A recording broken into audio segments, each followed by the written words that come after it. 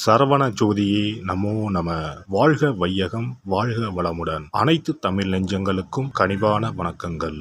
நிகழும் ஸ்ரீ மங்களகரமான குரோதி ஆண்டு மார்கழி மாதம் 17ஆம் தேதி புதன்கிழமை அன்று தனுசு ராசி உத்திராடம் நட்சத்திரத்தில் கன்யா லக்கணத்தில் இந்த மகத்தான ஆங்கில புத்தாண்டு பிறக்கிறது.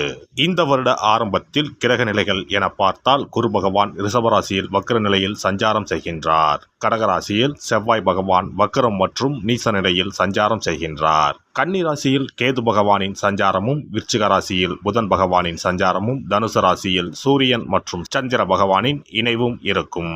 கும்பராசியில் சுக்கிரன் மற்றும் சனி பகவானின் சஞ்சாரம் இணைந்திருக்கும். அடுத்ததாக மீனராசியில் ராகு பகவானின் சஞ்சாரம் இருக்கும். இவ்வித கிரக நிலைகளை கொண்டு இந்த 2025ஆம் வருடம் ஆரம்பமாகிறது.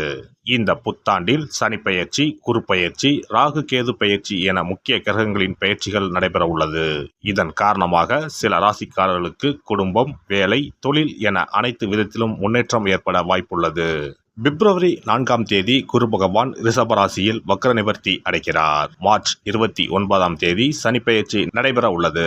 சனி பகவான் கும்பராசியில் இருந்து மீனராசிக்கு இடப்பெயர்ச்சி ஆகின்றார். மே மாதம் 14ஆம் தேதி குரு பகவான் ரிஷபராசியில் இருந்து மிதுன ராசிக்கு இடப்பெயர்ச்சி ஆகின்றார். மே மாதம் 18ஆம் தேதி ராகு கேது பெயர்ச்சி நடைபெறும்.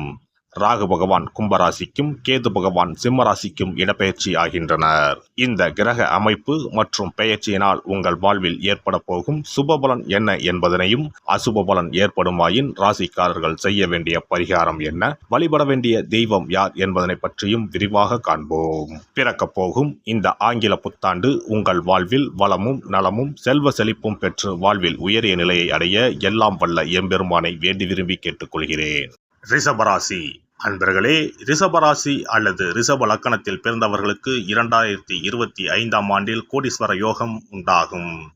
ரிஷபராசிக்கு 10ஆம் வீடு எனப்படும் தொழில் ஸ்தானமான கும்பராசிக்கு ராகு பகவான் வருகிறார். 10ஆம் வீட்டில் பாவ கிரகம் இருப்பது ஜாதகருக்கு நன்மைகளை தரும். தொழில் இல்லாதவர்களுக்கு புதிய தொழில்கள் அமையும். நீண்ட காலமாக தொழில் தொடங்க நினைப்பவர்களுக்கு தொழில் தொடங்கும் வாய்ப்புகள் ஏற்படும். குரு பகவான் மிதுனம் ராசிக்கு இடம்பெயர்வதால் பெருமளவு பணம் வருவதற்கான அதிக வாய்ப்புகள் ஏற்படும். மனதளவில் எதையும் செய்து முடிக்க முடியும் என்ற தன்னம்பிக்கையும் தைரியமும் அதிகரிக்கும். நெருக்கமானவர்களின் பலம் மற்றும் பலவீனங்களை புரிந்து கொள்வீர்கள். ஆன்மீக பணிகளில் ஈடுபாடு மேம்படும். பழக்க வழக்கங்களில் மாற்றங்கள் உண்டாகும். வாகன பயணங்களில் நிதானம் அவசியம். பாக பிரிவினை தொடர்பான செயல்பாடுகளில் எதிர்பார்ப்புகள் நிறைவேறும். ஆரோக்கியம் சார்ந்த விஷயங்களில் சற்று கவனத்துடன் இருக்க வேண்டும். உறவினர்கள் வகையில் சூழ்நிலைக்கு ஏற்ப அனுசரித்து நடந்து கொள்ளவும். ஆடம்பர பொருட்களின் மீதான செலவுகளை குறைப்பதன் மூலம் சேமிப்புகளை மேம்படுத்த முடியும். தாய்மாமன் வழி உறவுகளிடம் விட்டு கொடுத்து நடந்து கொள்வது நல்லது. உயர் அதிகாரிகளின் ஒத்துழைப்பு சாதகமாக அமையும். எதிர்பாராத சில பயணங்கள் மூலம் சோர்வும் புதுவிதமான அனுபவமும் கிடைக்கும். உடல் ஆரோக்கியத்தை பொறுத்தவரை சற்று கவனம் வேண்டும்.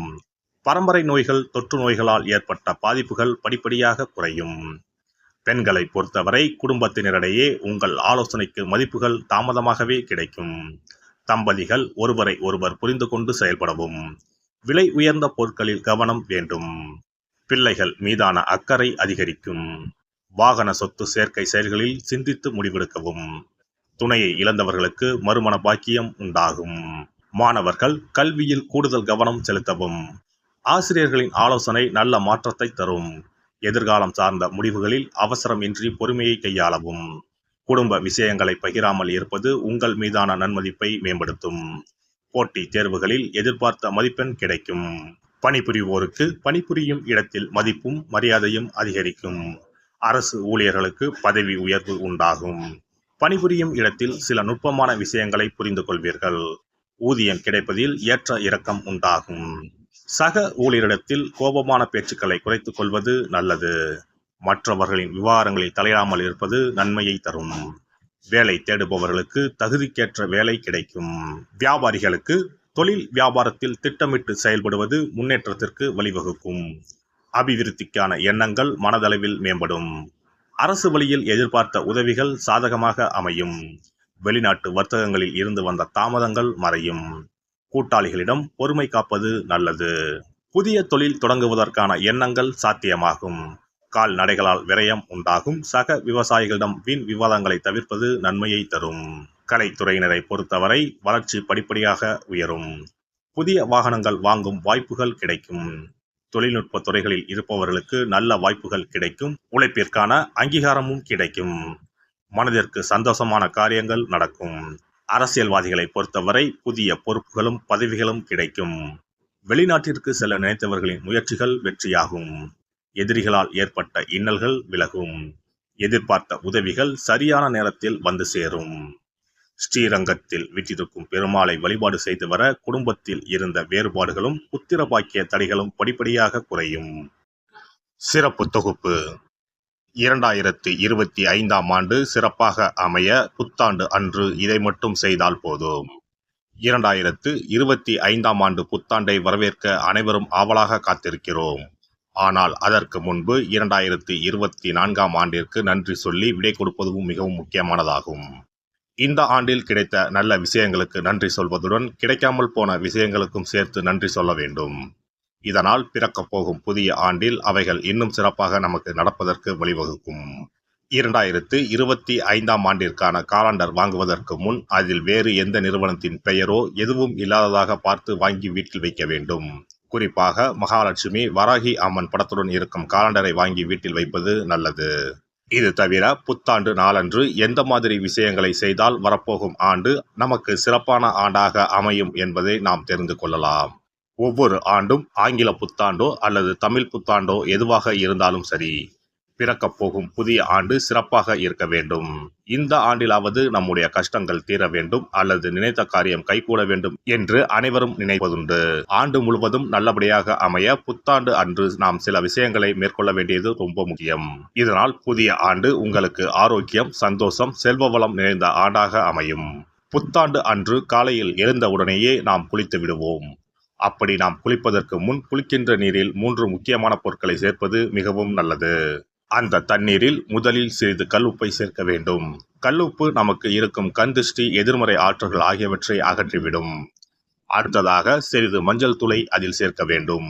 இதுவும் எதிர்மறை ஆற்றல்களை நீக்கி வாழ்வில் மங்களங்களை நிறைய செய்யும். மூன்றாவதாக சிறிது சுத்தமான பாலை சேர்க்க வேண்டும். அது பசும்பாலாக இருப்பது மிகவும் சிறப்பானது. இவை மூன்றுமே மகாலட்சுமியின் அம்சமானவை என்பதால் இவற்றை நீரில் கலந்து குளித்தால் அந்த ஆண்டு முழுவதும் நமக்கு மகாலட்சுமியின் கடாட்சம் கிடைக்கும். அடுத்ததாக புத்தாண்டு அன்று காலையில் வீட்டின் வாசலில் சிறிதளவு மஞ்சள் தடவி அதன் மீது அரிசி மாவில் கோலமிட வேண்டும். அதன் மீது ஒரு அகலில் மஞ்சள் நிற திரியிட்டு நெய் விட்டு தீபம் ஏற்ற வேண்டும். அதற்கு பிறகு வீட்டிற்குள் நல்லெண்ணெய் தீபம் ஏற்றி அன்னாசி பூ நறுமணம் கொண்ட ஊதுபத்தியை ஏற்றி வைத்து வழிபட வேண்டும். இந்த ஆண்டில் வராகி அம்மனை வழிபடுவது சிறப்பானது.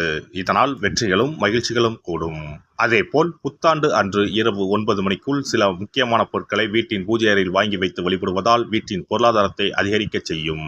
ராகு காலம், யமகண்டம் இல்லாத நேரம் புதிதாக தேங்காய் ஒன்றை வாங்கி வீட்டின் பூஜை அறையில் வைத்து வழிபட வேண்டும்.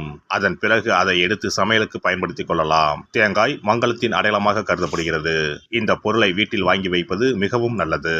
அதோடு மயிலிறகை தேவஸ்தான கடைகளில் போய் வாங்கி கொண்டு வந்து வீட்டில் வைக்கலாம். முருகப்பெருமானின் வாகனமாக இருக்கக்கூடிய மயிலின் இறகை வீட்டில் வைப்பதால் நேர்மறை ஆற்றல்கள் பெருகும். அடுத்ததாக ஒரு கைப்பிடி அளவாவது பச்சரிசியை வாங்கி வீட்டில் வைத்து வழிபடலாம். கடைசியாக லட்சுமி குபேரர் சிலையை வாங்கி வைக்கலாம். லட்சுமி குபேரர் சிலை கிடைக்காவிட்டாலும் லட்சுமி குபேரர் படத்தையாவது வாங்கி வைத்து வழிபடுவது சிறப்பு. இதனால் ஆண்டு முழுவதும் வீட்டில் செல்வம் பெருகிக் கொண்டே இருக்கும். எல்லாம் வல்ல இறையருளால் நீங்களும் உங்கள் அன்பு குடும்பமும் உடல் நலம், நீலாயுள், நிறை செல்வம், உயர் புகழ், மெய்ஞானம் ஓங்கி வாழ்க வளமுடன். இந்த வீடியோ பதிவு உங்களுக்கு பிடித்திருந்தால் லைக் பண்ணுங்க, கமெண்ட் பண்ணுங்க, ஷேர் பண்ணுங்க. மறக்காம சப்ஸ்கிரைப் பண்ணுங்க. பக்கத்துல இருக்கிற பெல் பட்டனை கிளிக் பண்ணுங்க. நன்றி, வணக்கம். ஓம் நமச்சிவாய. சிவாய நம.